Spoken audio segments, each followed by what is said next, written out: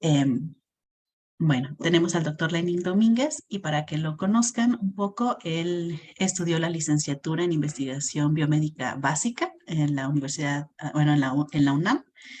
Y él estuvo como interesado en investigación básica en salud con énfasis en la inmunología.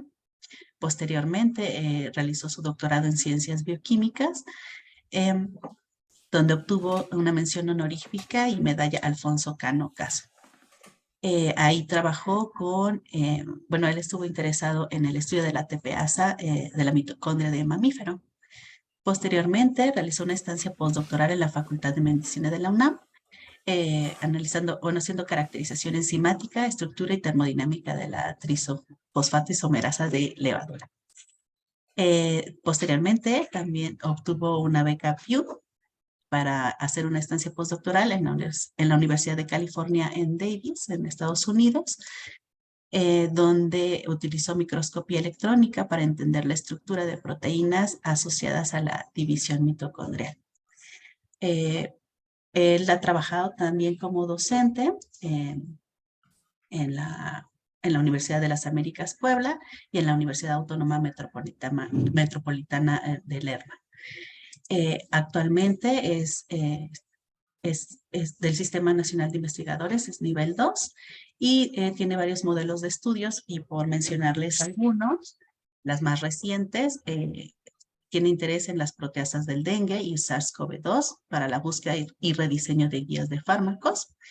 Y está también interesado en la proteína alfa relacionada al receptor de estrógenos, con la idea de buscar moléculas que funcionen como inhibidores con potencial actividad antineoplásica y las estudian como potenciales blancos de disruptores endógenos. Entonces, bueno, Lenín, muchas gracias por estar con nosotros hoy. Y bueno, No, te es un dejamos el placer. micrófono. Muchas gracias. Vamos a ver.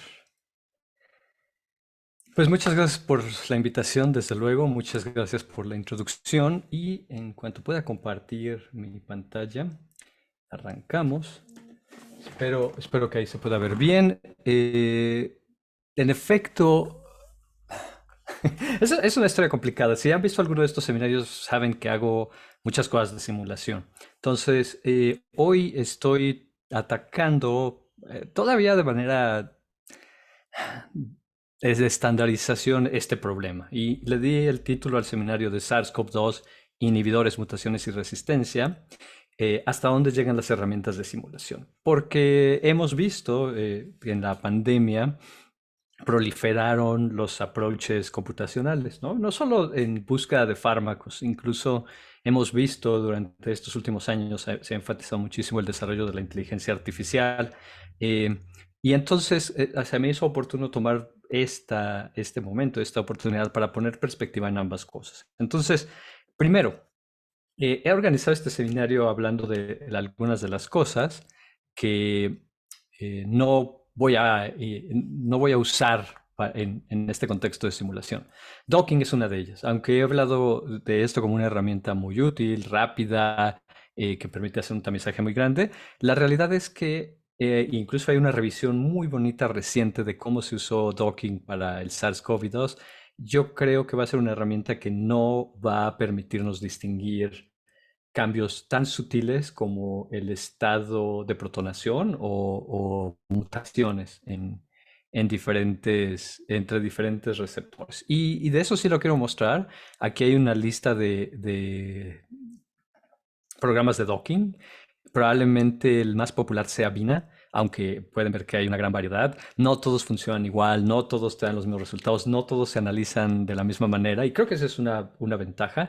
Y desafortunadamente no todo el mundo los usa todos, entonces es muy difícil comparar de un docking a otro e incluso validarlos internamente, no digamos validar el que alguien haya hecho sus dockings bien o no. Tengo aquí un ejemplo de un caso donde usé el docking solo para ejemplificarlo, ¿no? ¿Qué resultados da si uno trata de comparar el docking de un fármaco contra un receptor? En este caso va a ser también una proteasa, el virus de la inmunodeficiencia humana, donde en azul, bueno, empecemos con la color rosita. La color rosita es la proteína, la proteasa del HIV vacía. Se cristalizó, tiene la misma secuencia que la que está en azul y la única diferencia es el ligando que está en medio, un inhibidor, el MK639. Como pueden ver, hay una apertura como tipo pinza entre las dos unidades de la proteasa, ¿no? Esto es un cambio conformacional que ocurre con el binding.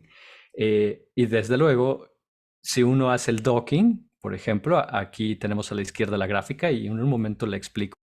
A la derecha tenemos la misma estructura en azul de la figura anterior con el ligando, llamémosla silvestre, aunque como saben hay cepas de virus, entonces no hay exactamente una silvestre, pero llamémosla la de referencia, la silvestre. Y en café está una que tiene cuatro mutaciones que se sabe que reducen el efecto de este fármaco sobre la proteasa entre 10 y 50 veces. Aproximadamente, creo que incluso puede ser más, pero el detalle es que no es un cambio ni en términos de mutación pequeño, ni en términos de la resistencia. Entonces, a la izquierda tomé esas tres estructuras y les hice docking, ¿no? De hecho, creo que algo que se ve muy interesante de la figura es que a pesar de esas cuatro mutaciones, si uno pudiera hacerle un zoom a esta figura y ver el resultado del docking, de hecho, ni siquiera el resultado del docking, estamos viendo la cristalografía sale prácticamente idéntica para las dos proteasas, la silvestre, entre comillas, y la mutante. Cristalográficamente, básicamente no hay manera de distinguirlos. Y el docking no lo hace mucho mejor. Aquí usé tres programas. Nina a la mitad es pues el Ottman Out, el que usa aprendizaje de máquina. Bina y ADFR son de la misma familia, aunque con diferencias sutiles. Y en colores está el código de las estructuras. En café, la estructura mutante. En azul, la estructura, entre comillas, silvestre. Y en rosa mexicano está la vacía. Y rápidamente vemos el docking, distingue muy bien de las vacías y las cerradas, pero entre las mutantes y las silvestres, pues de hecho dice que la mutante debería ser un poco más afín. ¿Ok? Docking no espero que sea una herramienta que sirva para distinguir mutaciones, a menos que sean cosas dramáticas, y no va a moverse más allá de ser un ranking de cómo se están pegando ligandos. Creo que eso es algo que se establece muy, muy bien. Se puede establecer fácilmente con cualquier modelo, ¿no? Esa es la ventaja del docking, es rápido, puedes hacer unas pruebas, si hay datos experimentales correlacionar y darte cuenta si te va a funcionar o no. Para la búsqueda de fármacos probablemente es otro negocio, pero por lo menos para las mutaciones creo que no. Y en esta revisión que les mencionaba, que es de SARS-CoV-2 y de docking, incluso hacen una cosa que yo había pensado hacer hace tiempo, me ganan y qué bueno que lo hagan, ven si pueden distinguir un efecto en el estado de protonación e incluso en el estado de hidratación, si se capturan moléculas de agua durante el docking. Y aquí vemos una serie de curvas de ROC que se leen relativamente fácil, ¿no? En los ejes tenemos en X los falsos positivos y en Y los verdaderos positivos. Una línea diagonal que empieza en 0 y se va a 45 grados hasta el 1 indicaría un modelo en general que no distingue entre falsos positivos y verdaderos positivos. O sea, básicamente no es un buen modelo. Lo que uno quisiera idealmente, y espero que puedan ver mi puntero, sería una curva, como una curva hiperbólica, como una de cinética enzimática, que subiera rápidamente en los valores de los verdaderos positivos y muy lentamente en los falsos positivos. Ni QBINA, que es una modificación de BINA, Autodoc en GPU o Autodoc con hidratación, en ningún caso tenemos muy buenos modelos para el docking, incluso en el SARS-CoV-2. Entonces, el valor del docking, como pueden ver, va a ser pues limitado, sobre todo para entender aquí en este caso cambios o diferencias tan sutiles entre los receptores como son la protonación o la presencia de moléculas de agua. En el caso de una proteasa, en realidad casi cualquier cosa que rompa enlaces covalentes, el valor del agua se considera pues verdaderamente importante. Se van a necesitar donar protones para poder terminar una hidrólisis o liberar hidroxilos para terminar la hidrólisis, ¿no? Em, Y desde luego, grandes cambios conformacionales, como vimos para el caso de la proteasa del HIV, pues no van a ser invisibles en docking, ¿no? Entonces, espero que con estas diapositivas rápidas quite fácilmente, rápidamente el por qué no voy a hacer cosas con eso y por qué moverse hacia simulaciones. En cierto sentido, justificar por qué hacer dinámica molecular. Y por cierto, si tienen preguntas, por la manera en que estoy proyectando, no veo las manos o el texto. Entonces, si quieren interrumpir, a mí no me molesta, al contrario, es bienvenido y pues interrumpan y les trato de contestar. Claro, creo que la única cosa que me debo mencionar de estas curvas ROC, perdón, es que pues estas se basan en que sí se conocen los resultados reales, el resultado correcto, que hay una enormidad de datos de cristalografía de la proteasa del SARS-CoV-2 contra diferentes moléculas. Y eso es algo que probablemente a futuro debemos aprovechar. Probablemente no sea suficiente para hacer aprendizaje de máquina, pero afortunadamente la inteligencia humana todavía tenemos bastante y creo que la podemos utilizar para idear mejoras en los sistemas que utilizamos, tanto automáticos como no automáticos, como humanos completamente. Entonces, bueno, quitando al docking del camino, ya saben, el COVID-19 es la enfermedad causada por el virus del SARS-CoV-2. Estos virus son de RNA. Hago esta nota de diferencia porque se compara con frecuencia en la literatura y no incorrectamente, solo lo pongo en contexto. Los coronavirus, con el VIH, con el de hepatitis C, por ejemplo, que son virus de RNA, que tienen diferencias muy importantes en sus mecanismos de mutagénesis, mientras que el VIH no tiene cómo corregir su RNA y muta mucho. El coronavirus no es así.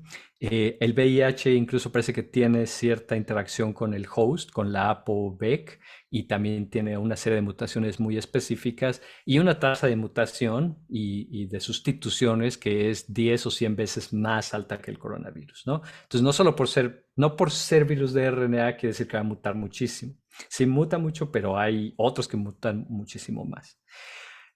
Algo que yo no entiendo nunca de las proteasas de SARS-CoV-2 es por qué tienen tantos nombres, así que aquí quise poner todos.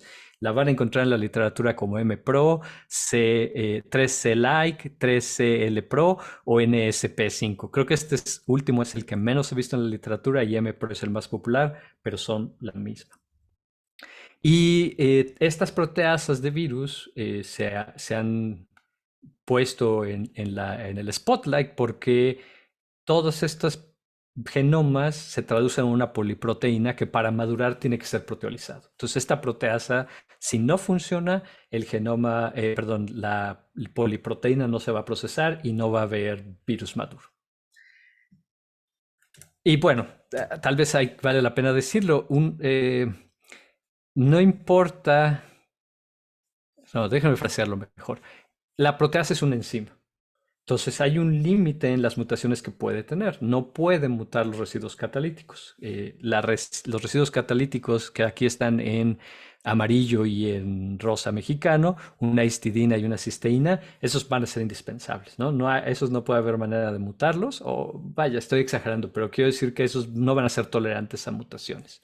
Y entonces podrá haber mutaciones en otros lados, pero uno espera que por lo menos eso no cambie, ¿no? Entonces, bajo el dogma de que los buenos inhibidores son análogos de estado de transición, pues uno puede confiar hasta cierto punto que siempre se podría diseñar en principio un inhibidor para una enzima. Entonces aquí vemos la estructura de la proteasa, la MPRO, como monómero. Pueden ver su división en 3 dominios y es en la intercara del dominio 1 y 2 donde están los 2 residuos catalíticos, pero los 2 dominios forman el sitio de unión. Y este dominio 3 lejano está allí. No me sé la verdad si es parte importante de la dimerización porque ocurre en este costado. Y parece que sí, esta enzima tiene que ser un dímero obligado. Es decir, hay por ahí unos trabajos hermosos donde ciertos inhibidores estabilizan la dimerización pegándose en un sitio y de esa manera dejan otro sitio parcialmente activo, ¿no? Se inhibe como la mitad de los sitios y se afecta el estado de dimerización. Ese es un aspecto muy, muy interesante. Ok, bueno.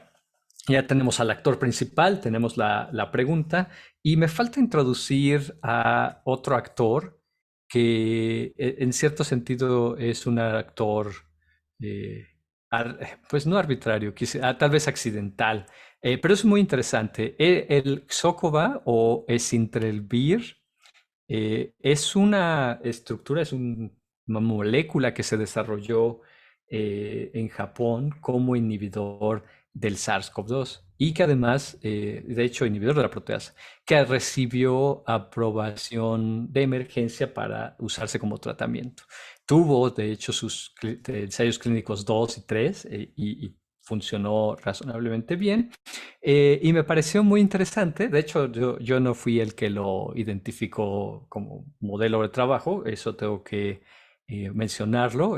Algunas de estas cosas vienen del trabajo que está realizando Getulio con Irma en el ICUAP, en la BUAP y con el doctor Gerardo Santos. Tiene una historia padrísima, a mí me parece emocionante porque el paper donde se identificó donde se identificó un precursor y se modificó para que fuera un buen inhibidor, se recibió en marzo del 2022 y para noviembre ya habían hecho un montón de ensayos clínicos y además ya había recibido esta aprobación de emergencia, ¿no? En menos de un año se pudo pasar por todo este proceso, que no es trivial, involucra mucho dinero. Acá creo que no se alcanza a ver, pero tuvieron miles de individuos en sus ensayos clínicos, pero creo que es la historia de éxito la que todos quisiéramos llegar diseñando fármacos. Aquí a la derecha es una gráfica del artículo que está donde se describe este inhibidor y como pueden ver es buen inhibidor en un sistema in vitro en células para los strains pues, más comunes que había en ese momento, ¿no? Siempre pueden emerger otras variables de concern y otras mutaciones, pero por lo menos para esas funcionó muy bien. Este va a ser uno de nuestros actores principales.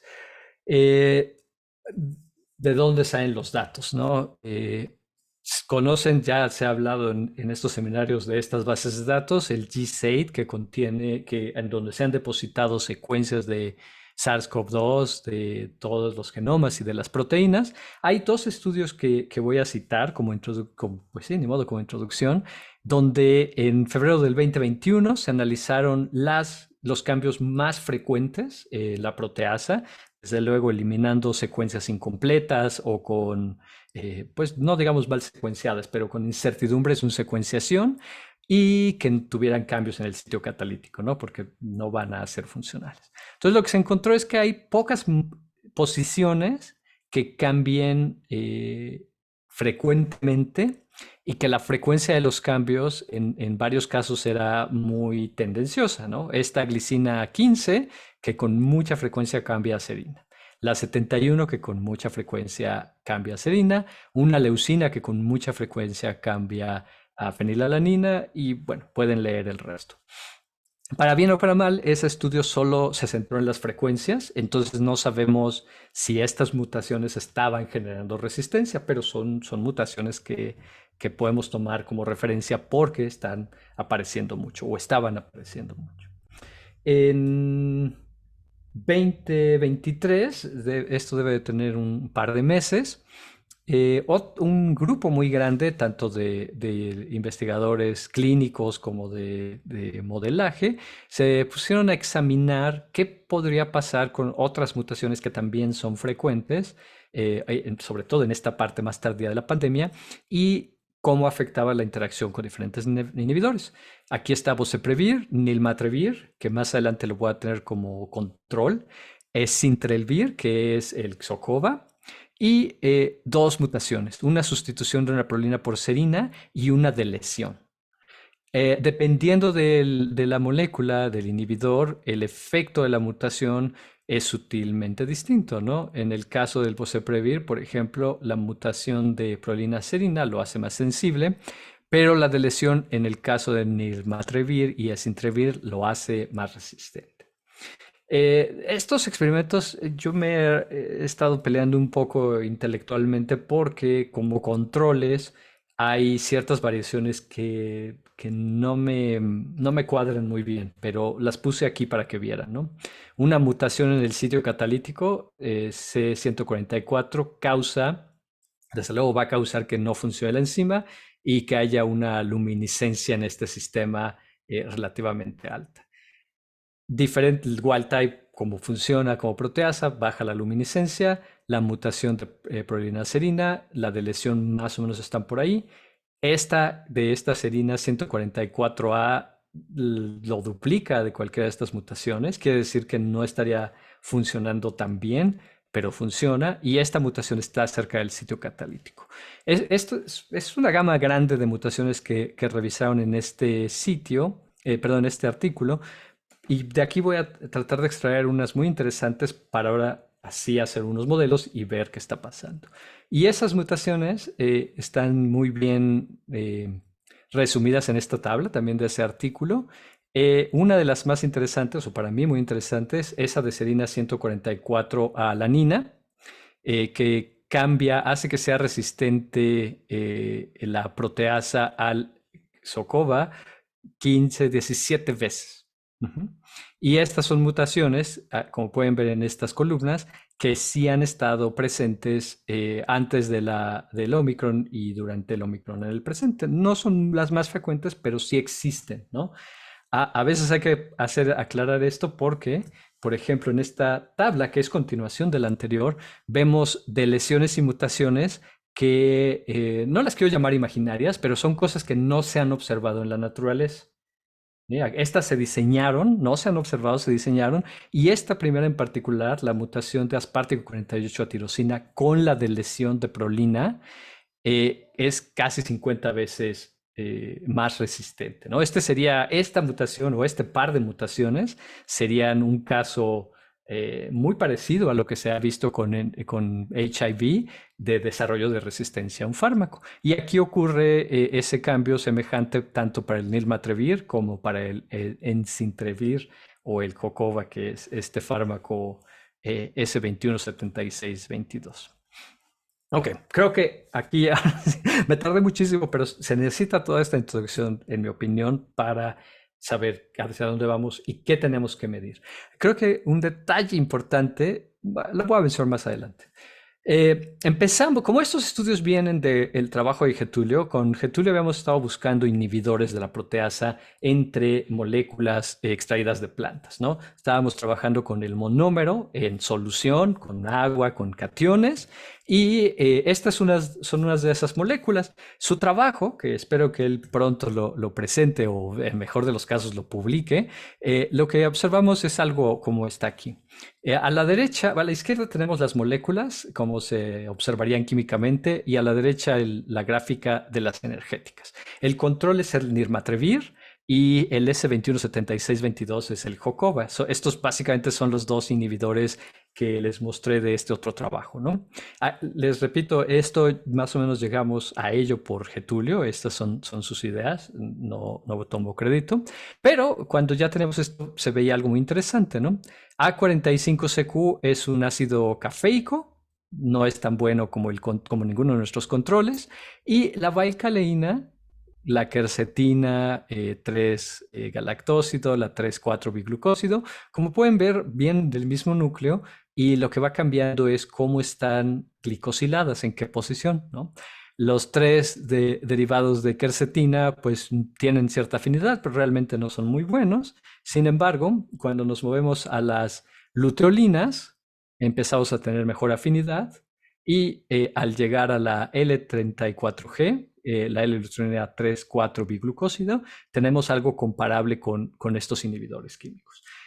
Esto es el tipo de cosa que uno se alegra cuando la ve en sus resultados, ¿no? Tenemos un patrón que casa razonablemente bien con la química y nos lleva a un lugar cercano a los fármacos conocidos.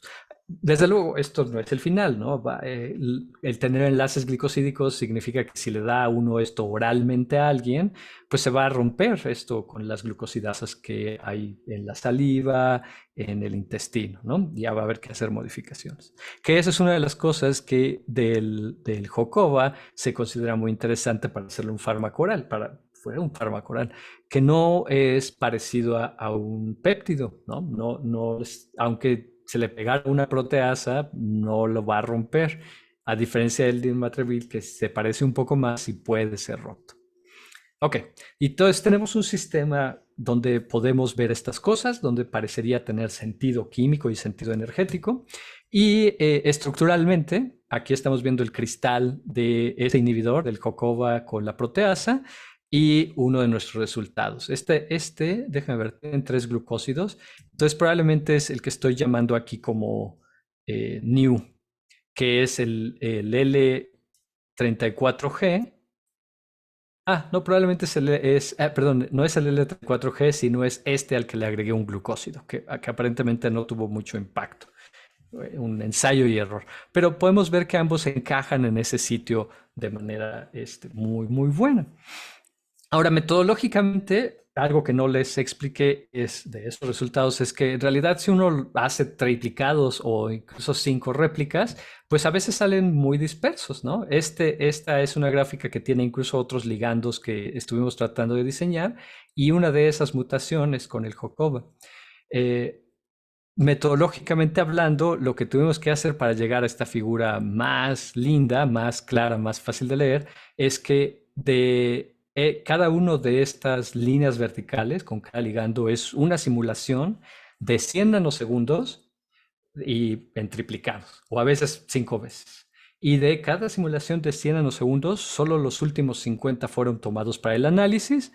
Y aquí le llamo esta gráfica concatenado porque pues son 3 fragmentos de 50 que literalmente los pego juntos para procesarlos al mismo tiempo, ¿no? Y esa es la manera en que puedo tener un solo punto con una desviación estándar. Sí, confieso que en algunos casos, como en el del dicafeico, a veces en los duplicados o en hacer triplicados o 5 veces, me quedo con los más cercanos y los otros los trato como outliers. En el sentido en que esto se pudo haber despegado en el tiempo de la simulación el ligando y ya no puedo medir la interacción en el sitio catalítico o cambió de sitio de unión.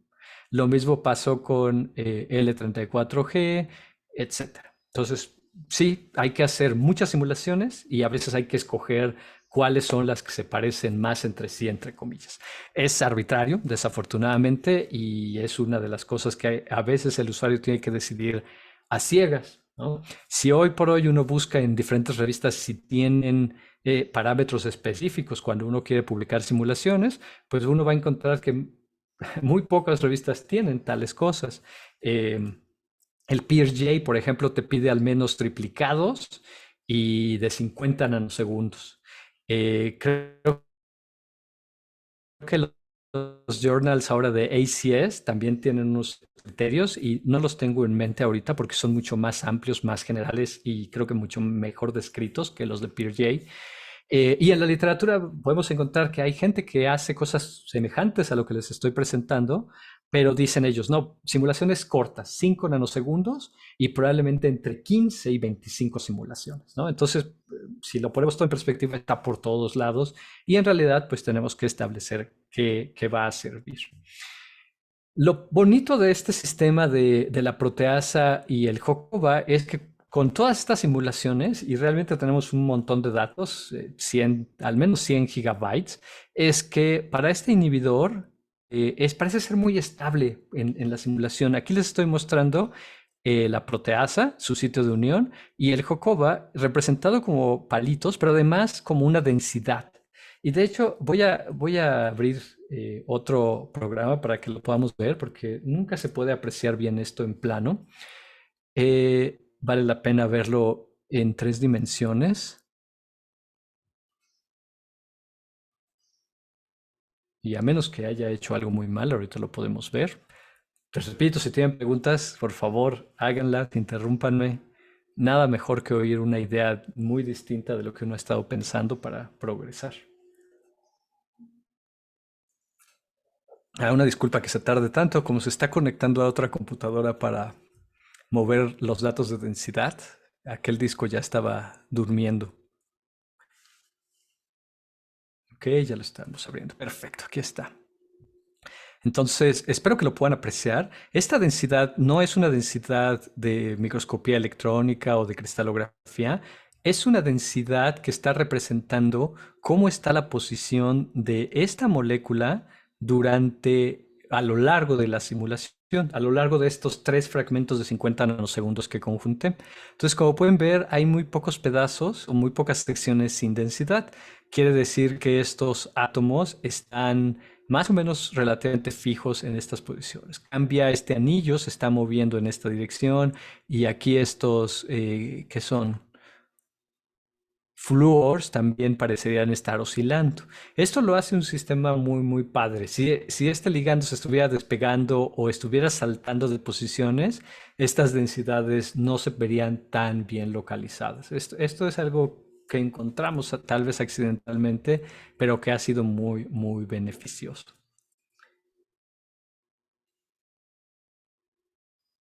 Y entonces, pues tomamos esta estructura y este inhibidor y le empezamos a preguntar qué pasa con las mutaciones. Podemos distinguirlas del wild type y qué tanto es este intervalo de distinción. Seleccioné de las que había mostrado antes S144A, que reduce al menos 12 veces la IC50, la A191B, una mutación del G6 de 2021 que es infrecuente, la mejor o la peor mutación, aspartico 48 tirosina y de lesión de prolina, que casi baja el IC50 50 veces. La L89F, una muy frecuente, y otra doble mutante T45I A173B, que cambia 20 veces este IC50. Y para ponerse en perspectiva de dónde están aquí los residuos catalíticos en pelotitas chiquitas, y las mutaciones están distribuidas en estas posiciones alrededor del sitio de unión. Creo que, excepto por la prolina 168, que la mutación es una delesión, es decir, se recorre toda la secuencia quitando este residuo, las otras mutaciones son pues alrededor del sitio de unión. La más cercana va a ser la serina, la más distinta va a ser la de lesión y déjenme ver, y todas son mutaciones, no todas, algunas son mutaciones que solo cambian el tamaño del residuo. En el caso de la serina va a ser el hidroxilo, el caso del aspartico la carga y también en el caso de la treonina. Entonces tenemos de todo, ¿no? Con el punto, desafortunadamente solo tenemos tres con afinidades, que son las que podríamos comparar directamente, pues que afectaran la interacción. Algo que tal vez no se menciona lo suficiente, pero que es importante, o por lo menos para mí lo ha sido, es que una vez que se hace la simulación, los datos están ahí para siempre y se puede volver a analizar de cuántas maneras queramos. Nosotros analizamos principalmente dos cosas. Las posiciones, a veces representadas como se los mostré con las densidades y que esté ligando en el sitio de unión. Si se sale, pues ya lo tenemos que ignorar. Y con MMGBSA, el Molecular Mechanics Generalized Burn Surface, que en esencia es hacer una especie de modelaje de la simulación, donde lo que tenemos es lo que está arriba a la derecha, pero computacionalmente lo podemos descomponer en solo el receptor, solo el ligando y al vacío. Y de esta manera tener una descomposición de la energética de unión en la interacción en el vacío, la interacción en el complejo, la solvatación, la electrostática.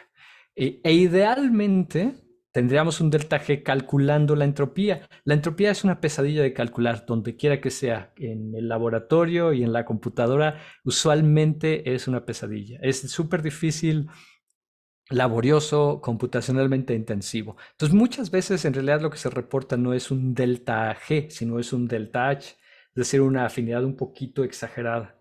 Eso hay que tomarlo en cuenta porque tal vez resolver el problema de la entropía ayudaría a tener datos mucho más precisos. Bueno, y lo dije a lo mejor antes de que muchos llegaran, desafortunadamente tenemos muchos datos negativos. Aquí les estoy mostrando el mismo protocolo de simulación. Tres simulaciones de 100 nanosegundos, perdón, del que analizamos los últimos 50. Nuestro S217622 es nuestro control Y aquí están las mutantes que mencioné antes. Y si las analizo por separado, como si las analizo concatenadas, pues lo que vemos es que más o menos jalan para todos lados, ¿no? Desafortunadamente no se ve claramente que las dobles mutantes sean mucho menos afines o que las frecuentes o infrecuentes tengan un decremento de la afinidad. Creo que el único que salió muy, muy consistente es el S144A, que no me sorprende. Este para mí sería el control del experimento de mutagénesis y de resistencia. Esta es una mutación en el sitio catalítico. Bueno, no en el sitio catalítico, en el sitio de unión. Está adyacente a los residuos del sitio catalítico. Es el vecino de el amino terminal de la cisteína catalítica. Si este no hubiera modificado la afinidad, estos sistemas no servirían definitivamente. La modificó. Claro que en este punto, ya después de esos resultados, me puse a pensar, bueno, a lo mejor yo estoy sobreinterpretando el IC50. Y en efecto, estaba esperando yo cambios grandes cuando ese cambio de IC50 de entre 10 y 50 veces apenas es 1 kilocaloría. Entonces, sí le estoy pidiendo muchísimo al sistema. El docking, por ejemplo, tiene un error estándar de casi 3 kilocalorías. MMGBCA, cuando se usa de la manera ideal, que es comparando energías, no con energías absolutas, también debe de andar por 1,5 kilocalorías por mol, que a veces depende mucho del sistema. Entonces, si bien la mayoría de las mutaciones me dio resultados negativos, por lo menos la del sitio de unión sí la puedo comparar directamente. No puedo explicar la de la de lesión ni la otra doble mutante, pero la del sitio de unión sí. Entonces, dentro de los resultados negativos, por lo menos uno positivo no está nada mal. En ese momento, y como pues más o menos se insinuó en la introducción, pues sí me pregunté, ¿hará diferencia el estado de protonación? Porque si uno modela cisteínas e histidinas, digamos, de manera estándar, la histidina va a tener un solo protón y la cisteína un solo protón. Pero sabemos que para la catálisis de esta proteasa lo que tiene que pasar es que la cisteína se desprotone y la histidina esté cargada positivamente. Y en efecto eso hace diferencias en el binding, en el control, pero también son de 1 kilocaloría, tal vez dos. Todavía no exploramos si eso va a hacer una diferencia en las mutaciones o de manera más interesante, que es algo que no se puede hacer con simple dinámica molecular, es cómo se afectaría la proporción de los estados de protonación con los inhibidores y con las mutaciones. Sin embargo, lo que sí hice, y eso fue algo afortunado, porque a pesar de duplicar el tamaño de la proteína al modelar el dímero, no sube mucho el tiempo computacional. Esta molécula es tan elongada, tan distinta de una proteína globular pequeña, que agregar un dímero no subió el tiempo computacional significativamente, lo cual es muy bueno. Además, simular el dímero tiene una ventaja muy padre, que tienes ahora dos sitios catalíticos y puedes medir la afinidad por dos, que terminó siendo algo que funcionó en mi contra. Aquí a la derecha tenemos la misma gráfica de las mutaciones con 3 repeticiones y con este monómero en la simulación. Y a la izquierda el control y una mutante, la mutante que sí funcionó bien. Aquí debe haber 3 simulaciones con... perdón, creo que tengo más. Creo que tengo 5 simulaciones aquí y hay 2 puntos por simulación porque estoy midiendo la afinidad en los dos sitios. Desafortunadamente, no se ve que la mutante del sitio de unión sea menos afín que la silvestre. Vemos sí unas diferencias por estos valores donde se despegó, realmente no sé qué pasó. No se espera que haya cooperatividad en el dímero. Aquí no sé si fue simplemente estocástico que se separó, pero aún quitándolos, estos van a estar, yo creo que si los quitara estaríamos muy cerca en la afinidad y no lo hice para fines de este análisis para que vean que no es trivial, ¿no? Que uno puede tener 5 repeticiones y a veces a lo mejor tienes que quitar dos, pero ¿cuál es tu paradigma para quitarlos, ¿no? Estos 3 de acá arriba sí parecen ser outliers, pero aquí, ¿qué? Quitaría este, se pone más complicado y a mí me gusta tener bien mis metodologías para que a todos les puedan salir, ¿no? Y que no sea solo el jefe que decide, vamos a quitar estos puntos y ya sale. Resultado positivo o negativo, todavía no lo sé, porque intenté otra cosa, pero solo la intenté con los monómeros, no la he hecho con los dímeros. Hay un formalismo, hay dos formalismos. Este formalismo viene de fisicoquímica de proteínas y tienes, quiero decir, en el bench, en el laboratorio, y hay una contraparte computacional que se llama scanning de alanina. Desde luego, en el laboratorio puedes mutar cualquier residuo de alanina y medir función, medir afinidad y establecer la correlación.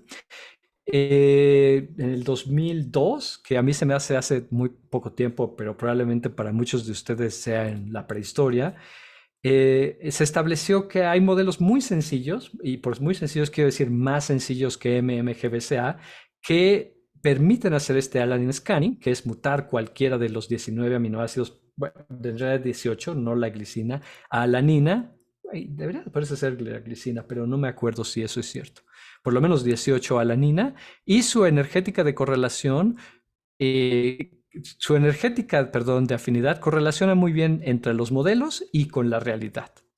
Esto es un formalismo muy bonito porque permite hacer una especie de transformación alquímica donde uno puede hacer todo el trabajo con el silvestre, todas las afinidades, lo que sea, y in silico, literalmente como alquimia, cambiar el aminoácido que quieras mutar a alanina y estás esperando que el cambio básicamente sea lineal. Aquí no es la gráfica ideal, pero que sea lineal al número de carbonos que quitaste alquímicamente. Entonces, pasar de una, ¿qué será? De una eh, edina a la nina es quitar el hidroxilo. Y eso va a tener casi por definición un cambio asociado. Alquímicamente del análisis de la silvestre quitas ese átomo y haces el análisis otra vez y obtienes un delta delta G que nos va a decir, de acuerdo a cómo está expresado aquí, va a comparar la afinidad del receptor silvestre con la mutante. Si la afinidad del receptor silvestre es más negativa que el del mutante, este número va a seguir siendo negativo. ¿Okay? Entonces la mutación disminuye la afinidad. Si la afinidad de la mutante es más negativa que la de la silvestre, como hay un menos de por medio, va a sumarse y va a salir un número positivo, el cual diría la afinidad de la mutante es mayor. ¿Okay? Eso siempre hay que tenerlo en cuenta. Esos signos van a cambiar dependiendo cómo uno defina su delta delta G, pero aquí es del silvestre, le restamos el mutante. Si el mutante es menos afín, el número va a ser negativo. Si la mutante es más afín, el número va a ser más positivo.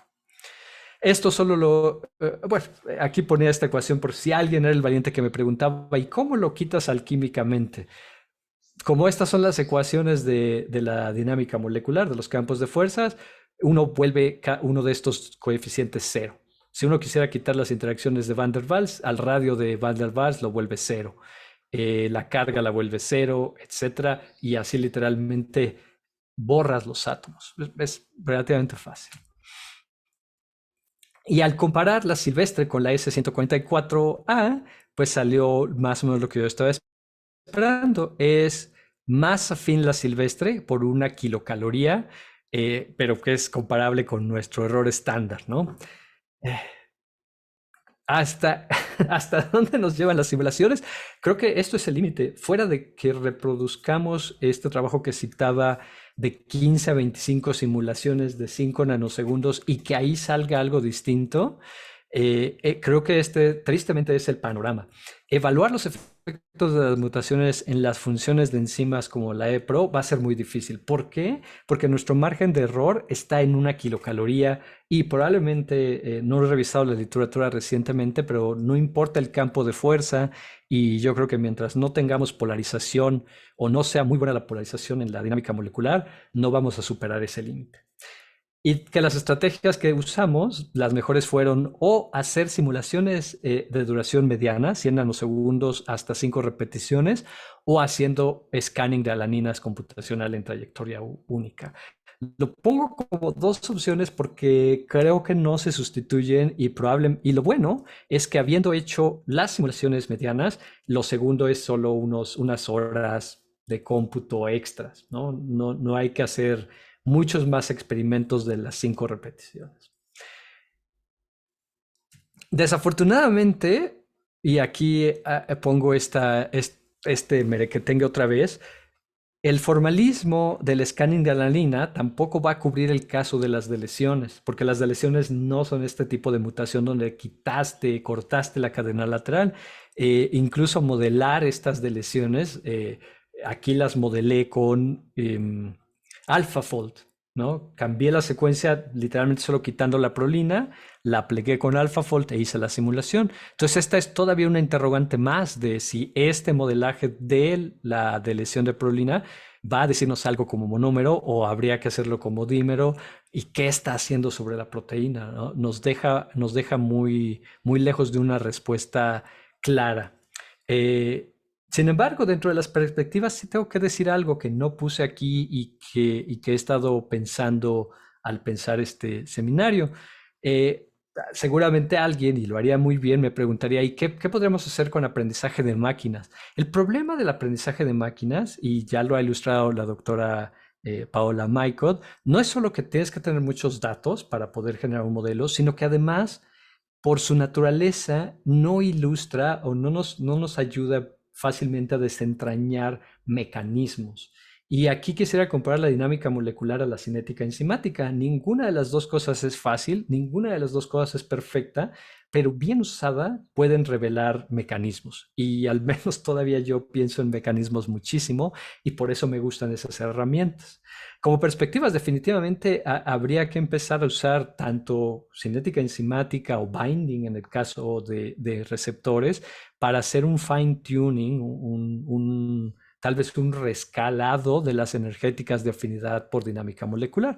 Y desde luego vienen estrategias, hay estrategias de simulación que dan mayor precisión en el delta G, pool release, replica exchange, que son más costosas computacionalmente y probablemente se tengan que hacer en clústeres, mientras que casi todo lo que les mostré en estas presentaciones se hizo en una computadora de casa, en una de tal vez 3, 5 años.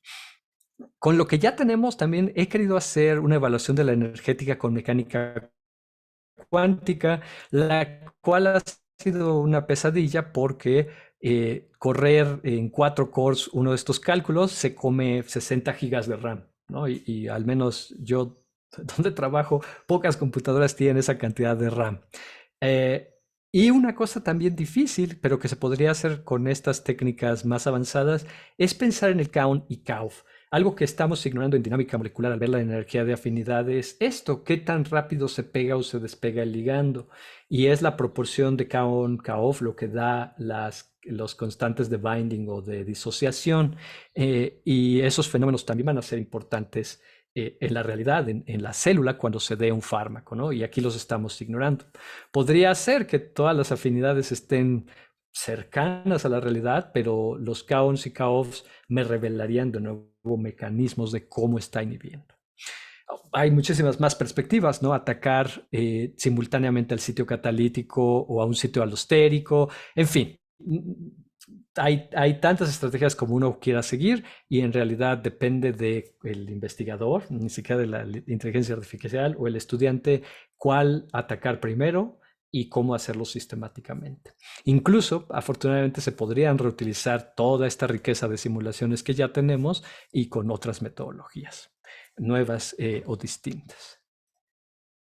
Y bueno, dije que tenía que agradecer a los colaboradores, desde luego a mis mentores, los Gómez Puyú, una inspiración y espero ser por lo menos la mitad de buen mentor como ellos fueron, a la doctora Irma Herrera, quien ha estado alojando una computadora donde se han estado haciendo muchísimos de estos cálculos, al doctor Gerardo Santos, que es el que hace esta pregunta de si las mutaciones van a ser resistente a la proteasa, a los inhibidores que hemos encontrado. Cada presentación de Getulio, candidato, bueno, que está trabajando en su doctorado, cada presentación le pregunta lo mismo y creo que hasta ahora no teníamos una respuesta.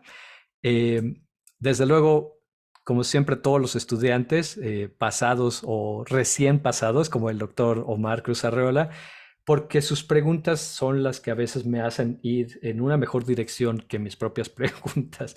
O a veces es el sistema, ¿no? En el caso de Omar con la proteasa de dengue y bueno, Luis con una glucosidasa, Benjamín y Fernanda con mi proteína favorita de la leche de vaca y Estrella con Lao, que sigue siendo una pesadilla por sus cambios conformacionales. Y a ustedes por su atención, espero haberles dado un seminario interesante, si bien muchos datos negativos, pero es un aprendizaje necesario para plantear buenos métodos, buenas prácticas que permitan llegar a conclusiones importantes, útiles sobre la interacción proteína-ligando, el desarrollo de fármacos y, quién sabe, con un poco de suerte extrapolarlo a resistencia, no solo en proteasas, sino otros blancos del diseño de fármacos.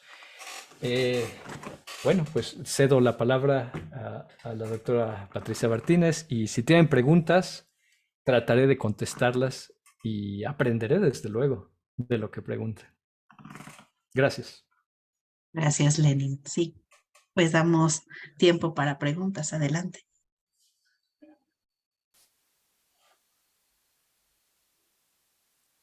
¿Quién se anima? ¿Quién se anima? Gerardo, tú que siempre preguntas de la resistencia. Necesito tu perspectiva. Ah, Getulio está también. Getulio, aprovecha. Porque si no preguntas aquí Hola. ahora, te van a preguntar a ti. Hola, Lenin. ¿Sí me escuchas? Sí. Te oigo bien, Gerardo. ¿Cómo Eh, estás? Muy bien, gracias. Muchas gracias por la presentación. Ya necesitábamos una presentación de bioquímica. Eh, Muy interesante. Hay muchas cosas ahí. Ya no te iba a preguntar porque le voy a preguntar a Getulio, pero bueno, bueno, es que son preguntas lógicas realmente. Y eso precisamente hay que buscar cómo poder responder esas preguntas. Creo que nos has presentado algo muy interesante y que quizá está detrás también de muchas de las simulaciones que se pueden hacer y que aparentemente funcionarían también después de la simulación. Y cuando pasamos a la mesa de trabajo, la cinética o la inhibición, pues no es lo que esperábamos, ¿no? Entonces, o a veces sale una cosa que no esperábamos. Creo que se explica muy bien y quizá esto sea como parte también de las restricciones de un protocolo especializado en el análisis de interacción cuando hay estas variaciones tan pequeñas, ¿no? Y quizá eso también, bueno, porque uno podría preguntarnos entonces, ¿en qué podemos confiar cuando hacemos una simulación de este tipo? ¿Qué valores o a partir de qué tipo de línea de corte podríamos establecer como para decir, bueno, a partir de estos valores de energía o de estas diferencias en los valores de energía, podríamos pensar que lo que estamos analizando tendría un reflejo en la realidad? Ujú. Esa es una muy buena pregunta. Y de esa voy a tener que ser muy poco generoso. Voy a compartir algo que tenía más para la presentación porque en serio les presenté algo limitado de lo que me puse a hacer en cuanto me di a la tarea de este seminario. Puse el ejemplo al principio del VIH porque hay un montón de trabajo. Es una infección muy distinta porque puedes tener pacientes de años y ver cómo evoluciona el virus dentro del mismo paciente. Entonces, lo que hay que comparar, que yo no tenía esta perspectiva, es estos IC50 o EC50, dependiendo de dónde se esté midiendo la función. Eh, la escala más o menos debería ir así. De 10 a 500 veces un cambio en IC50 va a estar entre 1 y 2 kilocalorías. O sea, está dentro del error del docking. Por eso desde el principio decía, si lo quieren ver con docking, tienen que tener un sistema del que se sepa mucho. Si lo hiciéramos a ciegas, por ejemplo, si en vez de haber hecho yo el SOCOVA, lo hubiera hecho con los inhibidores que estamos tratando de identificar, me hubiera salido cualquier cosa y no podría validarlo, no podría compararlo contra un control experimental. Pero si hay datos experimentales, la expectativa es que entre 10 sí, yo diría 10 y 500 veces de un cambio de reducción en S50 o IC50 va a ser 1 a 2 kilocalorías. Eso es lo que esperas que cambie. Entonces, si el sistema que estás usando tiene un error por allí, pues es un volado que puedas ver las diferencias. Miles de veces, como este 3000 de acá, sí te lo creo en un error de 3 kilocalorías.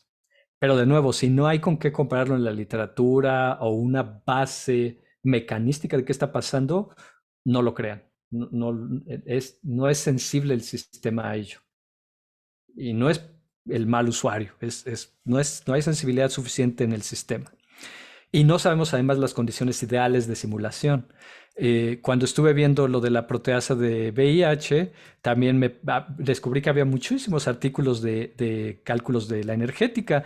Algunos usan sí la entropía, pero por ejemplo todos estos solo fue una simulación y una simulación como de 5 nanosegundos. Entonces a esas yo tampoco les creería y eso es mi opinión personal, simplemente porque no hay una clara relación entre el tiempo de simulación, las repeticiones y la precisión. Solo porque no existe eso, porque no está claramente establecido. Casan con que se vuelvan menos afín. Ok, yo repetí algunas de estas con mi protocolo y no veía esas diferencias. Moraleja tiene que haber datos experimentales para que los puedas correlacionar, por lo menos unos controles, y a una simulación nunca le voy a creer. Debe haber repeticiones y un análisis más detallado. Yo no mostré un montón de otras cosas que se pueden hacer, como es una descomposición de quién está contribuyendo a la energía. Es decir, cómo vemos si se salió el ligando, si se fue a otro sitio y la afinidad no tiene que ver con la afinidad del sitio de unión, pues hay que ver dónde está pegado. Y eso se puede hacer automáticamente, pero es hacerles más análisis, ¿no? Moraleja de esta segunda respuesta, no se puede usar ciegamente el sistema. Haces la simulación y vas a tener que vigilar muchos parámetros para después dar una conclusión. No es, por eso a veces me ofende un poco que digan que son predicciones. No es una predicción, es un experimento como cualquiera. Si lo haces a la ligera y lo interpretas a la ligera, pues puedes caer en errores que no descubres hasta que lo analizas intensamente, ¿no? Y que no te paras a ver, pero si hice esto, ¿dónde está el ligando? ¿Por qué veo una afinidad más alta? Pues a lo mejor se acomodó distinto. No debemos de olvidar que aún microsegundos de simulación es una escala de tiempo ridículamente pequeña, ¿sí? La moraleja es tómenlo siempre con un grano de sal, a menos que sea uno de esos estudios donde hicieron cientos de simulaciones y claramente comparan con la realidad, ¿no? En nuestro caso, por lo menos para este inhibidor y por lo menos a la mutación S144A y con el formalismo del scanning de alanina, todo caso. Hasta ahí puedo decirlo. Muy bien. Nos has presentado cosas, perdón, continúo acá, no sé si hay preguntas, pero ahorita vemos. Sí, les damos. Nos has presentado una serie de simulaciones relacionadas con por ejemplo, un solo aminoácido de una molécula enorme que ese aminoácido representa una proporción muy pequeñita, pero representa un poco más en el sitio activo. Pero está la otra parte, que es la que habías presentado antes, ¿no? Que es un probable ligando en el sitio y luego ese ligando con una modificación. Sí. Es algo, digamos, análogo, porque en un caso pones una molécula que tiene 3 ciclos y en uno de esos ciclos uno de esos ciclos lo cambias, y bien es como pensar en esa pequeña modificación, si esa pequeña modificación realmente es representativa, y entonces te sale ahí, por ejemplo, en algunos de ellos, pues sí, una diferencia de varias kilocalorías. ¿Esto es análogo a lo que estás presentando del otro lado, o esto tiene es otro punto de vista? Fíjate que sí, yo diría que es análogo, y tan es análogo que me sorprende que no haya un formalismo en escala de glicosilación para afinidades. Y debe de haber por allí, alguien ya lo debe haber intentado, en cómo cambiaría, no con pues, luteolinas o quercetinas, sino en glicosilación de proteínas, cómo cambia interacciones o reconocimiento proteína-proteína al cambiar este código. Aquí recordemos algo que no lo hemos hecho en estos resultados. La energética que se calcula, por lo menos con MMGBCA, esta escala es completamente relativa dentro del experimento. Es decir, si midiéramos esta afinidad, no debería salir de menos 34 kilocalorías. Debe de salir como de menos 15, algo así debe ser la realidad, digamos, calorimétrica. Sin embargo, a lo que se sabe y que se ha visto consistentemente que es bueno este método es el ranking. ¿Cuál es el mejor binder? Debe ser el control y el Xocoba y después nuestra L34. Y el mejor formalismo para analizar estos deberían ser deltas Gs, ¿no? Del delta G del control a la cafeína, al cafeico, diría que debería salir menos más un número pequeño. Va a salir un número negativo grande que dice que el control siempre es mejor binder. Lo mismo para todos hasta el L34G, que va a estar comparable, va a ser un número negativo muy pequeño. Ese debería ser el verdadero análisis.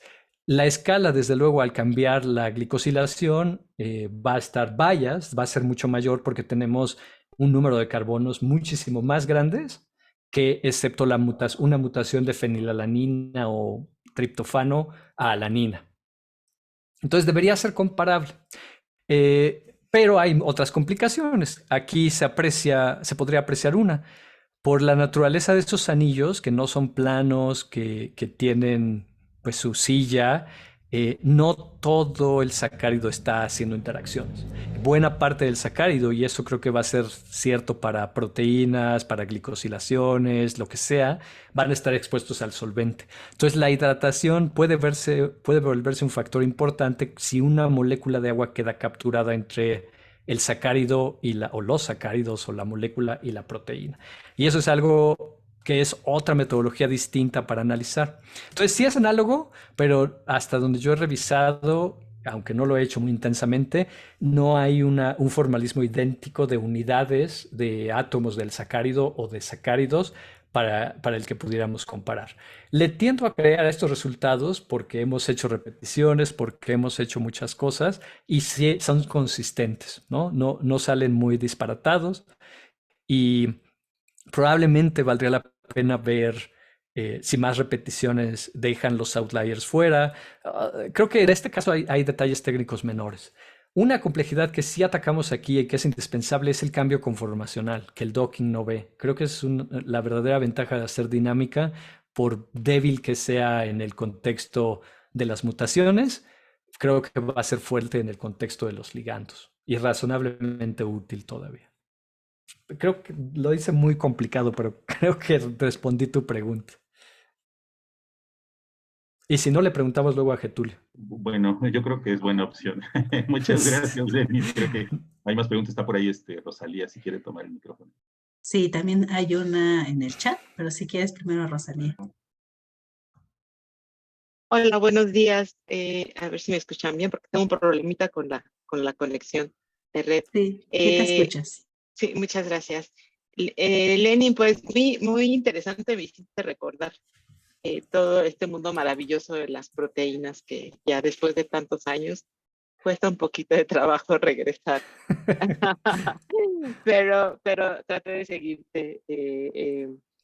Y pues tengo más que preguntas, son comentarios. Sí. Al respecto. O sea, en esta parte de los virus, no sé si por ahí también Gerardo cuando te dice, oye, las mutaciones, ¿no? Sí serán el punto clave a tratar en poder encontrar un mejor inhibidor, ¿no? Contra SARS-CoV-2. Pues los virus pues no tienen palabra, ¿no? Veo que comparaste al inicio pues todos los estudios que se han hecho con los inhibidores de proteasas de VIH, en el cual pues ciertamente estamos viendo un virus que permanece, ¿no? Se puede ver toda esta evolución porque es un virus crónico que vive con su hospedero y que a través de esta convivencia, si la podemos llamar de esa manera, se va seleccionando estas mutaciones que ciertamente al momento de tener un retrovirus, pues se están generando constantemente en el curso, ¿no? De la infección crónica. Y ciertamente ahí se puede ver esa selección de mutaciones que inclusive hay variantes virales que aunque se cambien los tratamientos, esos virus con esas mutaciones permanecen, ¿no? Y comparándolo ahorita con SARS-CoV-2, que si bien es cierto, es un virus que no va a permanecer tanto tiempo en el hospedero y que no sabemos qué tanto esa interacción o esa selección o inclusive el tratamiento con un fármaco que no es tan permanente como el de VIH, ¿no? O sea, es un inhibidor de proteasa que se va a mantener solamente durante el ciclo de replicación del virus y ahí se está intentando detener que ese virus no se vaya, ¿no? A otros sitios para pues sí, tener consecuencias más graves en el paciente. No sé qué tanto esas mutaciones que se han ciertamente identificado y se han reportado te puedan dar una respuesta a la pregunta que tienes. Y utilizando todas estas herramientas que por supuesto son herramientas que te van a permitir llegar a tratar de contestar la respuesta. Yo más que datos negativos, como tú dices, pues yo creo que es un buen acierto que tu expertise y todos estos elementos y herramientas que tú conoces los empieces a aplicar. Pero creo que deberías también considerar que tal vez esta infección o este virus requeriría también considerar otra circunstancia de cómo produce la infección y en qué momento el inhibidor nos podría ser útil para detener la infección, ¿no? Entonces, yo por ahí escuché que, porque no me sé el programa, que en lo de las vacunas de SARS-CoV-2, ahora hay todos estos sistemas que te pueden predecir qué mutaciones van a aparecer en el epitope dominante, en el RPP, la proteína Spike, ¿no? Que es la que se une al receptor.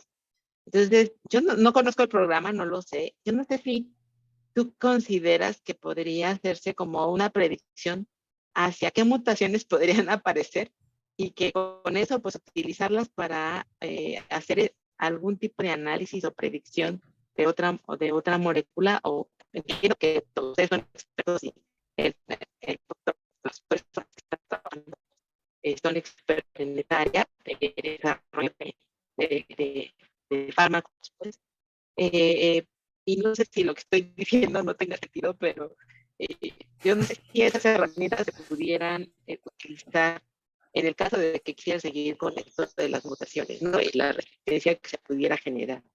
Pero por otro lado, solamente déjame decirte algo que considero muy importante, el que tú tienes, porque en muchos problemas de estos, el desarrollo de inhibidores, de desarrollo de fármacos, de desarrollo de vacunas, considero que alguien con la experiencia que tú tienes en todo esto de análisis de proteínas, de modelaje, de dinámica, de docking, pues es un gran acierto para que se haya incorporado a la institución.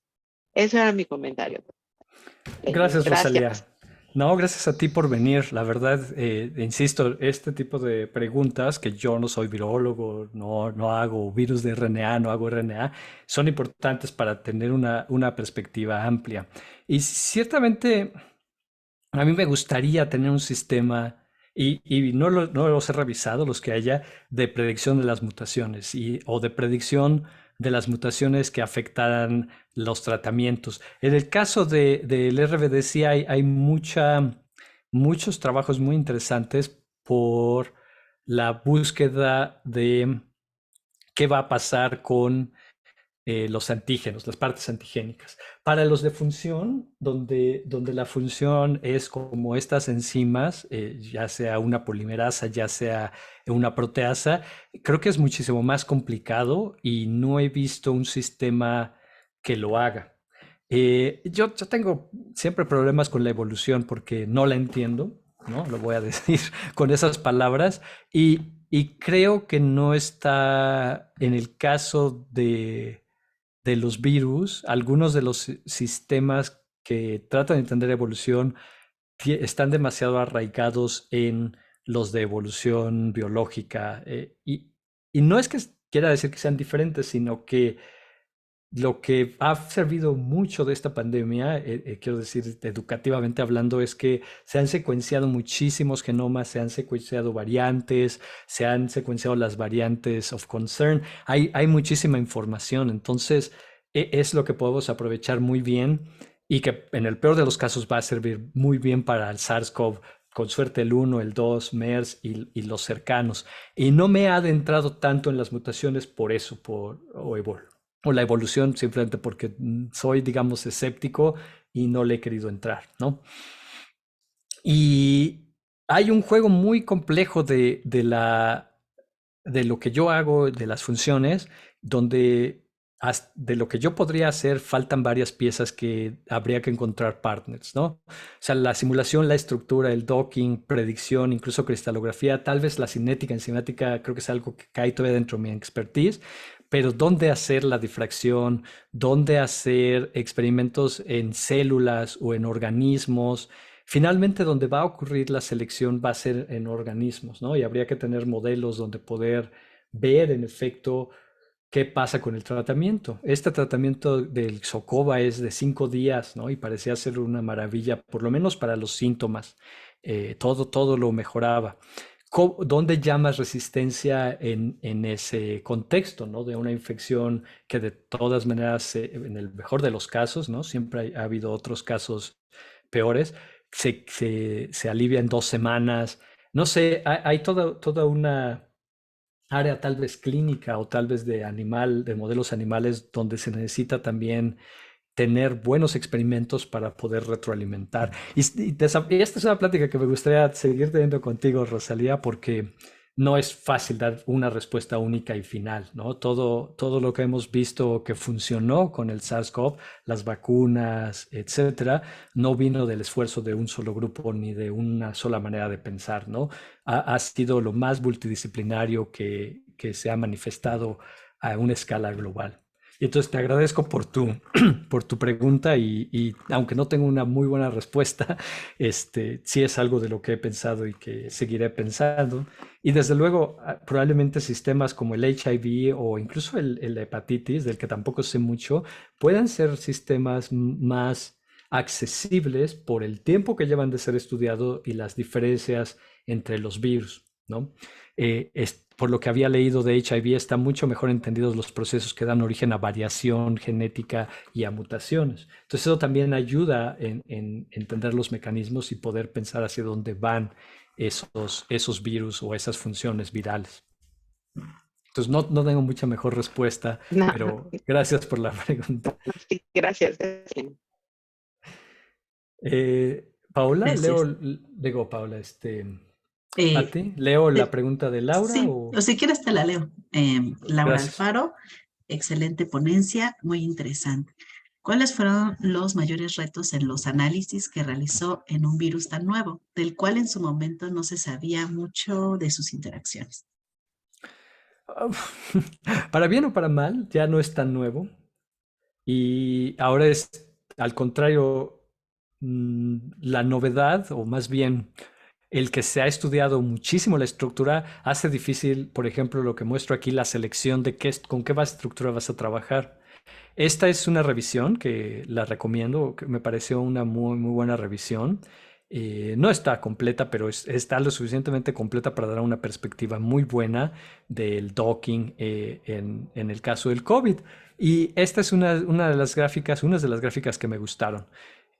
Por lo menos cuando se publicó, que es esto, 2021, hace 2 años, ya había un montón de estructuras de la proteasa, aunque todos escogían esta. ¿Qué razón?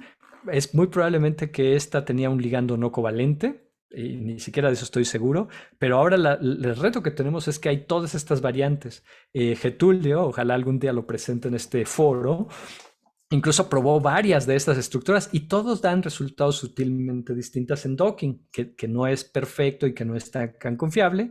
Y incluso todos estos van a variar dependiendo de qué programa uses, ¿no? Aquí pueden ver Vina y Autodoc, que yo usé solo Vina en lo que les mostré, no viene Gnina. En fin, En cierta manera, el reto hoy por hoy no es tanto la carencia de información de las interacciones, sino a veces hay tanta más información que hay que poder sintetizar qué significa esta información, en qué contexto la podemos aplicar y en dónde no, y hasta dónde nos va a llevar. En el caso del docking, como les mostré, creo que el docking sí nos puede responder preguntas gruesas aquí no sé si viene algún ejemplo, no, estos están muy abstractos. Gruesas de qué ligandos, qué familias químicas podrían pegársele mejor en un sitio catalítico, en uno alostérico, pero el detalle fino de esta molécula de agua va a ser importante o no, este residuo es el más importante o no, creo que ahí ya no nos puede llevar. La simulación nos va a ayudar muchísimo cuando haya cambios conformacionales, cuando haya que hacer unas búsquedas de estructura que no existen, ¿no? Unas conformaciones que no están identificadas experimentalmente. Y con algo de suerte lo vamos a poder llevar hacia los efectos de las mutaciones, probablemente solo en el sitio catalítico. Hay muchos otros métodos de simulación, no solo del cálculo de la energética, sino de espacios conformacionales que no mostré, pero pues como todo, como todos métodos novedosos aplicados en campos nuevos, va a haber que establecer primero su relevancia y correlación con otras piezas de información experimentales para poder validarlas y decir que sí son métodos que sirven. Ese es finalmente el reto que como científicos creo que siempre enfrentamos en nuestras respectivas áreas. Cuando ya están establecidos los sistemas, es relativamente fácil obtener información, pero cuando los estamos desarrollando hay que ser muy cuidadoso, muy meticuloso. Yo diría a veces no apresurarse o no dejar que nos apresure el tiempo solo a publicar, sino poder desarrollar un estudio que, aunque yo estuve llamando a todo esto negativo, pero que nos dé una perspectiva de dónde estamos y a dónde podemos llegar, ¿no? Estamos como en un laberinto con los ojos cerrados y pues no podemos correr porque si nos estrellamos contra una pared lo vamos a lamentar. Hay que extender las manos, ir poco a poco hasta tener claro a dónde podemos ir y a dónde no, a dónde va a ser productivo ir. Espero que eso responda al menos parcialmente la pregunta y desde luego otro reto siempre es aprender lo suficiente para saber lo que estás haciendo, ¿no? Cómo funciona una proteasa, qué limitaciones hay, como mencionaba en las perspectivas. Podemos ver interacciones, energías de interacción, pero captura, liberación, constantes catalíticas en la dinámica molecular somos ciegos a todo eso. Entonces estamos ignorando parte de la realidad, pero con el propósito de disecar otra parte de esa realidad. Gracias, Lenin. Tenemos otra pregunta de Mari. Hola, Lenin. Hola, ¿cómo estás, Maricruz? Padrísima tu plática, solo que se apagó la computadora, me quedé sin pila, entonces corrí con... No, muy bien. Dime. Intento entender un poquito sobre docking y luego hablas de otra cosa y chin, y así como que digo, no, necesito un super curso de todo esto para ir entendiendo mejor toda esta gama tan impresionante de herramientas, ¿no? Que hay para el estudio de proteínas. Oye, es una pregunta muy, muy básica, pero no me quiero quedar con la duda. ¿Para qué otro fin se utiliza esta técnica de escaneo de alanina? Aparte de determinar la contribución de un residuo específico. Fíjate que eso es algo que también estaba pensando. Ahorita tú dices, necesito un curso de esto, y creo que afortunadamente, y gracias, eso no solo los mentores que puse en mis agradecimientos, no solo a ellos se los agradezco, sino a muchos de los colaboradores y maestros que tuve. La biofísica de proteínas, por alguna razón, se volvió un nicho muy, muy específico y no todo el mundo lo hace. Estos formalismos surgen, uno de los lugares más preciosos de la naturaleza, el represor CRO de bacteriófago.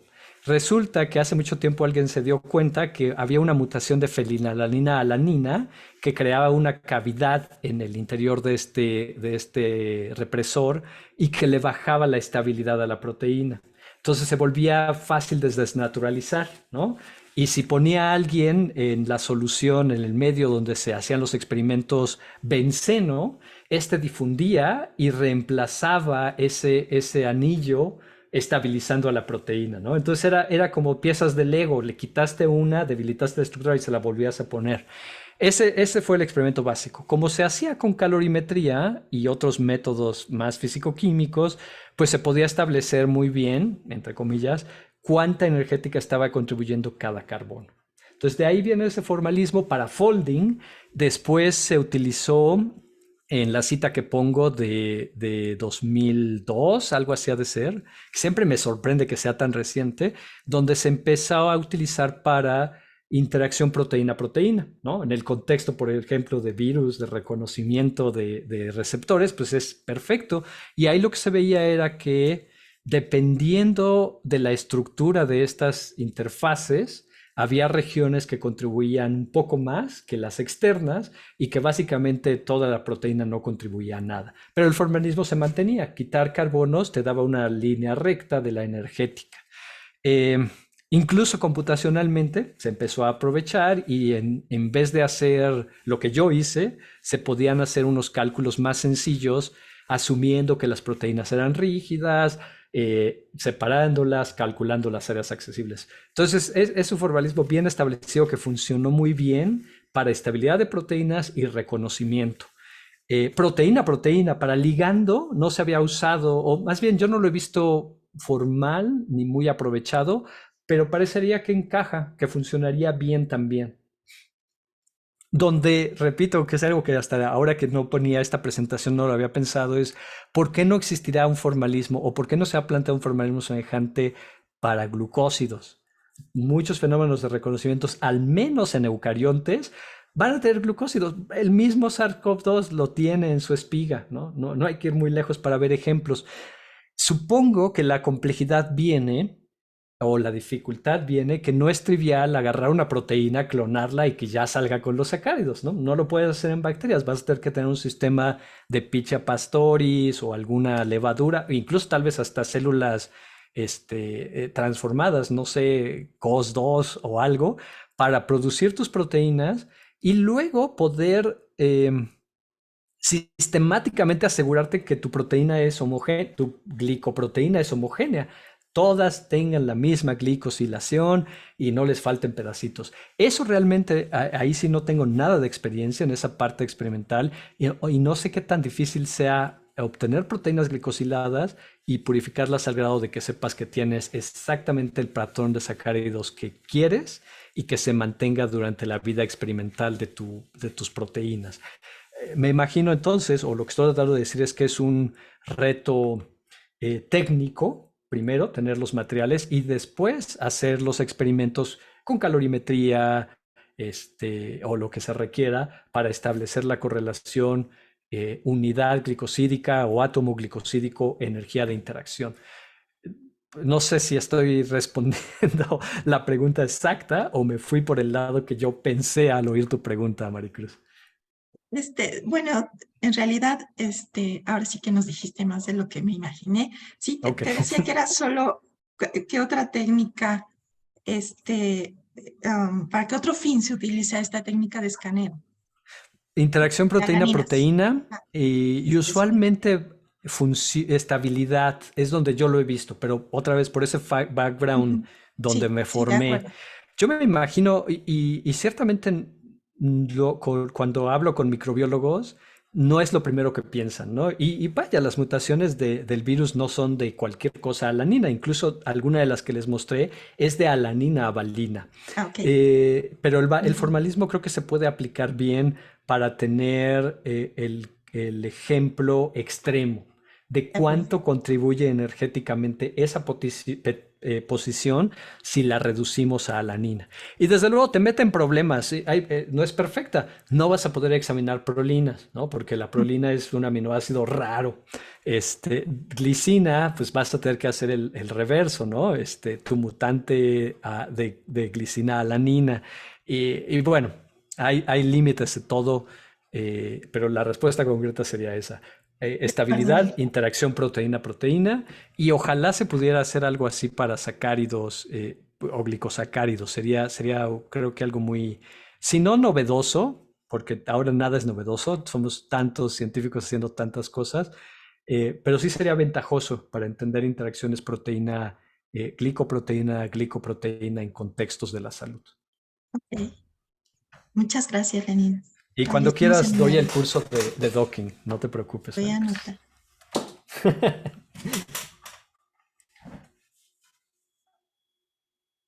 Gracias, Lenin. ¿Tienes preguntas también de Paulina? Adelante, Paulina. Hola, ¿qué tal? Gracias. Yo, ahorita hablando del scanning de alaninas, la pregunta que quisiera hacer es ejemplos de que al aplicar esta metodología cambie el plegamiento de las proteínas o bien cambie. Supongo que debe haber casos en los que sí el scanning de alaninas logre alterar el plegamiento y otros en los que no, pero hay algunos documentados como para saber Esa es una si muy buena esto... pregunta. No lo sé, honestamente no lo sé. O sea, no te puedo decir si hay documentados o no. Déjame, voy a tratar de abrir este par de artículos. Son completamente computacionales. ¿Dónde están? Y no me aprendo sus apellidos de estos camaradas. Vienen del laboratorio de Baker, que ha estado haciendo muchísimas cosas de predicción de estructura con métodos más sencillos. Sí, siempre va a haber el caso.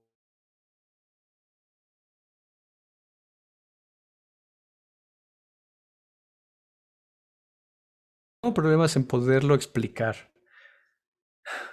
Y a lo mejor tendría que dibujar. La cuestión de dónde ya no va a funcionar, de dónde el plegamiento se va a alterar, es una cuestión que no está resuelta, ¿no? Y creo que mejor caso que solo el folding de alanina, el caso de la delesión de prolina es uno que va a ser ese caso límite. Quitas un residuo, quitar 3 nucleótidos o lo que haya pasado en el genoma, y se recorre sin cambiar el marco de lectura el resto de la estructura, el resto de la secuencia, y aparentemente para la proteasa del COVID se mantiene la estructura. Pero es quitar uno de esos residuos de prolina que podría tener cambios de isomerización, que en algunos sistemas como los bacterianos, por ejemplo, son sitios de respuesta a estrés. Es decir, entra toda la realidad biológica a qué va a pasar. Cuando se usó para interacción de energética, interacción proteína-proteína, funcionó muy bien porque ese es un sistema sencillo, entre comillas. No estás esperando que haya muchos cambios conformacionales o de plegamiento en el binding. ¿Dónde se rompe ese sistema? Todas las proteínas intrínsecamente desordenadas. Entonces, respondiendo concretamente a la pregunta de ¿hay casos documentados donde esto cambia el plegamiento?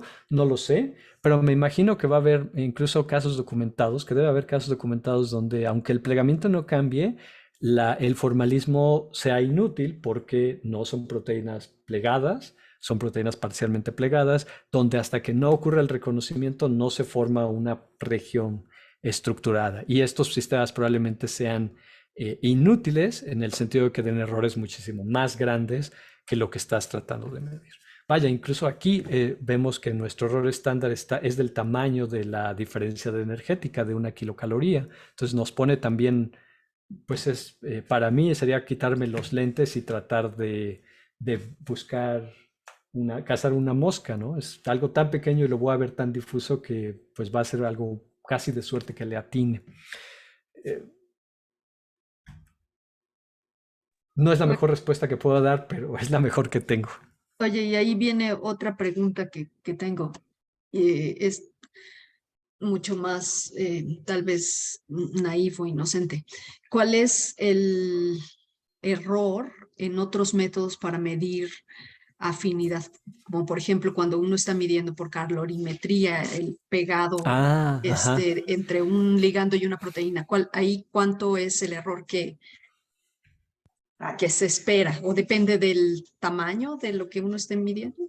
Esa es una buena pregunta. No, bueno, hay varios, técnicamente hablando, en la calorimetría, tus dificultades son tener suficiente cantidad de ligando receptor, que la afinidad no sea muy baja, ¿no? No creo que milimolar, por lo menos hace unos 10 años, cosas de milimolar era una pesadilla medir, ¿no? Menos de micromolar.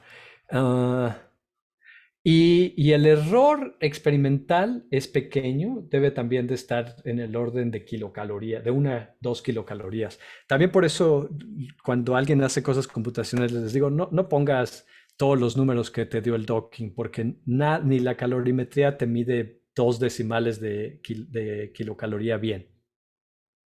A lo mejor el primer decimal, 1/10 de kilocaloría, lo puedes tener de precisión, pero más que eso, no es cierto. La mayor dificultad hoy por hoy que yo entiendo de la calorimetría, por lo menos para el plegamiento, no lo he seguido tanto para la afinidad, es que por lo menos para la de titulación es esto, que tengas suficiente cantidad y que la afinidad esté en intervalo. Para la desnaturalización se requiere un modelo para integrar el pico y esos modelos pues no se los saca de la manga la gente, pero no tienen una naturaleza analítica, es completamente empírico. Y lo peor de los dos, donde realmente está para mí la mayor debilidad, es que no medimos, no tenemos maneras de medir directo, no tenemos buenas.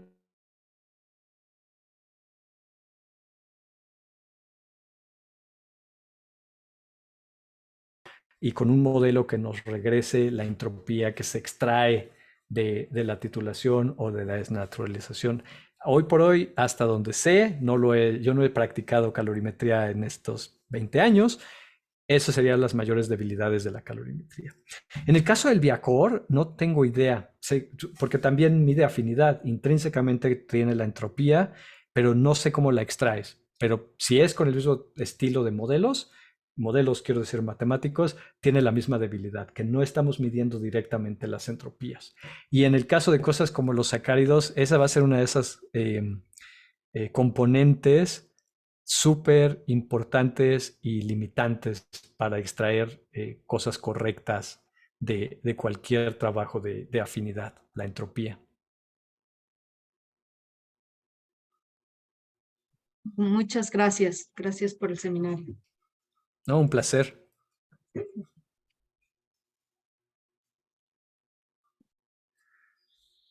Gracias, Lenin. Pues no veo más preguntas. Si alguien más tiene alguna pregunta. Buenos días. ¿Me pueden escuchar? Tulio, sí, claro. Buenos días, doctor. Tengo una pregunta específica sobre el resultado el delta G global de las dinámicas. Ajá. ¿Se puede segmentar el delta G en los diferentes tipos de interacción, como por ejemplo puentes de hidrógeno, fuerzas de Van der Waals? Sí. Bueno, no se electrostáticas? segmenta, pero sí, se puede hacer eso. O sea, es decir, tener un valor para cada tipo de interacción que formen al final el delta G global. A ver, voy a tratar de explicarlo y dame un momento para poner por lo menos una diapositiva. Aquí está. Esto es de un trabajo de VIH y si en efecto se descompone, se puede hacer dos cosas. Se puede descomponer las energías por la contribución, pero esta descomposición, o en realidad cualquier descomposición, viene de los parámetros del campo de fuerza, que estas energías se calculan asumiendo que esta es la realidad energética. Primero, que tienes dos estados discretos, ¿no? El inicial, el final, no importa la trayectoria, esto es del formalismo, y que los componentes de la energía son, yo lo veo mejor acá, la solvatación, porque al pegarse el ligando deja de estar solvatado al menos en parte, y lo mismo en el sitio de unión, deja de estar solvatado. Cómo se está moviendo, más bien la solvatación, cómo se están comportando la electrostática, que es parte de la solvatación, pero además toma el que se formen interacciones electrostáticas entre el receptor y el ligando, los contactos, la hidrofobicidad, que se mide con la superficie accesible al solvente, y la mecánica molecular, que es las posiciones, rotaciones de los átomos. y de los enlaces. Eso es lo que va al campo de fuerza. Y por lo tanto, el campo de fuerza siempre lo separa en estas contribuciones. Por eso se puede separar como está en esta tabla, en qué viene de cada uno. Ahora, se puede hacer una descomposición artificial de cuánto está contribuyendo cada residuo. Lo llamo artificial porque no es un formalismo tan preciso como el de el scanning de alaninas. Pero en principio se hace asignar a un residuo, a todos los átomos de un residuo, cuánto están contribuyendo a esto. Pero de nuevo se hace porque el campo de fuerza, y me tengo que regresar a esa ecuación, a cualquiera de estas, porque lo que se hace al calcular las energéticas es tomar pares de átomos. Si está un átomo del receptor y del ligando cerca, pues eso se evalúa en su Van der Waals aquí. Si están cerca y además pueden formar puente de hidrógeno, se evalúa su energética aquí. Entonces, haces esto sobre los átomos del residuo que está uniendo y por eso está descompuesta la energía. ¿Tiene un realismo el hacer esta descomposición? No realmente, no como el formalismo de la escangalanina, pero sí nos permite tratar de entender dónde está pegándose más fuertemente el ligando con la proteína. Pero esto es una parte para entender el sistema. La otra parte es en el tiempo, ¿está siempre con los mismos átomos? Otra pregunta de Gerardo que te va a hacer y que no hemos respondido y tenemos que responder es ¿cuánto tiempo se la pasa con qué ligandos? El ligando con qué residuos. Si la interacción es largo tiempo durante la simulación, pues es una interacción importante. Podría ser una interacción fuerte energéticamente, pero breve en el tiempo. Y entonces hay que ponderar su importancia, ¿no? Fue muy fuerte, pero fue efímera. Es importante. Tal vez no para el binding, pero sí para no para la energía de binding, pero sí para que se pegue rápidamente o se despegue lentamente, cualquiera que sea el caso. Espero haber respondido tu pregunta concretamente, lo suficientemente concreto como para que sea entendible. Sí, sí, doctor. Muchas gracias. No hay de qué. ¿Alguna otra pregunta? Pues no veo más preguntas. Ok. Pues muchas gracias, Lenin. No hay de Aprendimos un qué. montón. Bueno, yo también, créanme. Ese es el placer de preparar los seminarios, que se aprende mucho y se puede compartir. Entonces, gracias a todos. Rosalía, gracias por venir. Gracias, Paula, por los aplausos virtuales. Pues muchas gracias. Te haremos llegar tu constancia. Muchas gracias. Lo agradezco. Tengan todos bonito día.